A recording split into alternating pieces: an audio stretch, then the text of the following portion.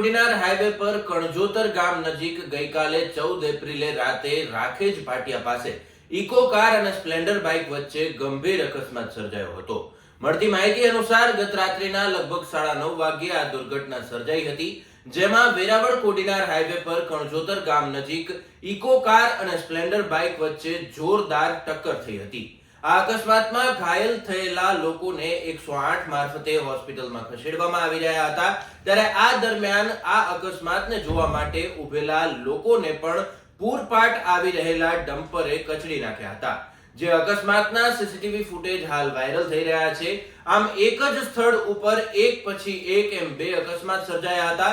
ડમ્પરે રોડની સાઈડમાં અકસ્માત જોવા ઉભેલા 5 થી વધુ લોકોને કચડી નાખ્યા હતા, જેમાંથી 2 લોકોના ઘટના સ્થળે જ કમકમાટી ભર્યા મોત નીપજ્યા હતા, જ્યારે 7 થી વધુ લોકોને ઈજા થતા તેમને સારવાર માટે ખસેડવામાં આવ્યા છે। તો બીજી તરફ ઘટનાની જાણ થતાં જ સૂત્રાપાડા પોલીસ સ્ટેશનના ઇન્ચાર્જ પીઆઈ એનબી ચૌહાણ સહિતનો પોલીસ સ્ટાફ તાત્કાલિક ઘટના સ્થળ પર પહોંચ્યો હતો અને પોલીસે ઈજાગ્રસ્તોને હોસ્પિટલ પહોંચાડવાની કામગીરી શરૂ કરી હતી। તો બીજી તરફ ટ્રાફિક વ્યવસ્થા પણ સંભાળી હતી। તો બીજી તરફ આ ઘટના બાદ સ્થાનિક લોકોમાં અંબુજા કંપનીની ટ્રકો સામે રોષ ફાટી નીકળ્યો છે અને લોકોએ કંપનીની ટ્રકોનું પરિવહન પણ અટકાવી દીધું છે। બીજી તરફ ગ્રામજનો દ્વારા એવો આક્ષેપ લગાવવામાં આવ્યો છે કે અંબુજા કંપનીના મટીરીયલ ભરી અને પરિવહન કરતા ડમ્પરો પૂરપાટ પસાર થતા હોય છે અને છાશવારે નાના મોટા અકસ્માતો સર્જાતા હોય છે। ત્યારે આજની ઘટનાથી ગ્રામજનોમાં આક્રોશ જોવા મળ્યો હતો। કોડીનાર સ્થિત અંબુજા કંપનીમાં ભારે વાહનોના પરિવહનને અટકાવી દેવામાં આવ્યું હતું। તો હાલ તો આ ગમખ્વાર અકસ્માતના પગલે અરેરાટી પ્રસરી જવા પામી છે। જો કે હવે આ ઘટના માટે શું પગલાં લેવાય છે તે જોવાનું રહ્યું। નમસ્કાર। અત્યારે અમને જાણવા મળે છે ત્યાં સુધી 2 લોકોના જીવ ગયા છે। એક શું કહેવાય કે બધા લોકો અહીંયા જે અત્યારે ઊભા છે ને બધાના દિલમાં રહેતો એ છોકરો હસમુખ યુવાન છોકરો અત્યારે અહીંયા અમારો એ જીવ ખોવાઈ ગયો। અત્યારે અમને બોલતા પણ એનું નામ સુભાષ અહીંયા અમારાથી બોલાતું નથી, કારણ કે એનું નામ યાદ આવે છે તો અમારો ગળે ડૂમું ભરાઈ જાય છે। હવે આ પોઝિશનમાં પ્રશાસનને અમે ખાલી બીજું કંઈ નથી કરવું, પણ આના વિરુદ્ધમાં કંઈક એક્શન લ્યો। હવે હદ થઈ છે, કારણ કે હવે પછીના જે દિવસો આવશે ને પ્રશાસનને અહીંયા જે પબ્લિક ઊભી છે એનો તમે આક્રોશ જોવો છો। હવે પછી જો કોઈ પણ જાતનું આમાં કંઈ પણ એક્શન લેવામાં નહીં આવે જે અમને ટૂંકમાં સંતોષકારક રીતે, તો અહીંયાની જે પબ્લિક છે એ જે કંઈ એક્શન લેશે ને એનો જવાબદાર પ્રશાસન રહેશે। સુભાષ એના બાપનો દીકરો નથી ગયો, અમારા બધાનો દીકરો છે।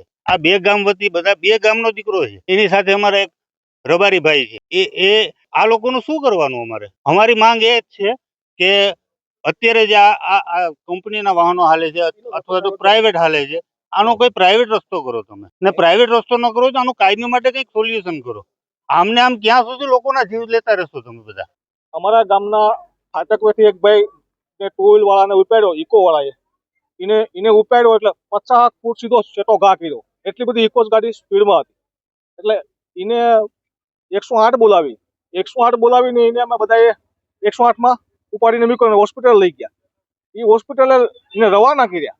હોસ્પિટલ રવાના કર્યા તો આમથી એક ટ્રેક્ટર વયો આવતું, ટ્રેક્ટરની સાઈડમાં વયો આવતું હતું અને પાછળથી અંબુજાની ટીસી એટલું બધું સ્પીડમાં આવતું હતું કે કલ્પના ન થાય। એને સીધું અંબુજાના ટીસીએ ટ્રેક્ટરમાં ભટકાવ્યું। ટ્રેક્ટરમાં ભટકાવ્યું અને મારા ગામના 2-3 જણા મારા ગામના ફાટકથી અંદર 15 ફૂટ રોડથી નીચે ઉભા હતા। 2-3 જણા સીધું ટીસી એના ઉપર નાખી દીધું અને એટલા બધા સ્પીડમાં વાહનો આ કંપની વાળા કે એની કોઈ હદ નહીં। અમારા ગામના મોત ભાળી જાય, રોજ નીકળે છે ને તો રોજ કોકને ને કોકને અડાડે। આમાં કોઈ તંત્ર પર ધ્યાન નથી દેતું કે કંપની પર કંઈ જોતી નથી। હાલ આમાં 2 જણાના મૃત્યુ થયા છે। એની ડેડ બોડી કોડીનાર સરકારી હોસ્પિટલમાં છે અત્યારે અને બાકીના 2-3 જણા રાણાવાલા હોસ્પિટલમાં દાખલ છે।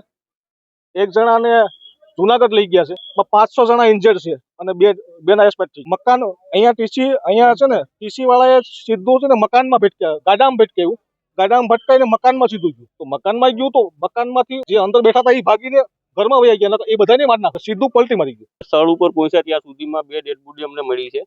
એક સુભાષભાઈ બસુભાઈ પરમાર, બાલાભાઈ સીમાભાઈ કાળોતરા। ત્યાં સુધીમાં બધાને જાણ થઈ તો ઓવર સ્પીડની અંદરમાં ગાડી આવતી હતી, ડમ્પર, એને કંપનીનું અંબુજા કંપનીનું ડમ્પર છે અદાણીનું, ઓવર સ્પીડની અંદર આવતું હતું।